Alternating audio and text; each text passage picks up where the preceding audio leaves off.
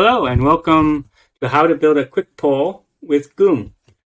Today we're going to be learning how to build a poll where you can ask people questions and be able to then instantly show what their answer was and how it relates to everyone else's answers into a nice little table that uses emojis.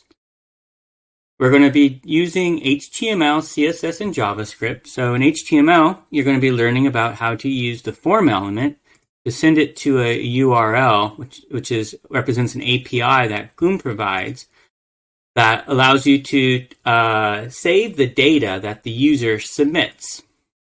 You also will learn how to use the Fetch API in JavaScript to call another URL that will allow you to grab all the data that's in the database and put it into a JSON object.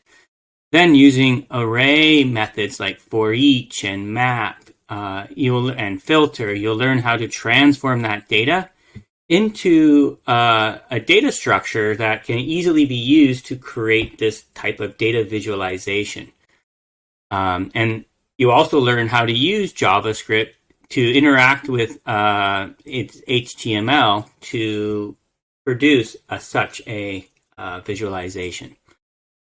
So let's get started.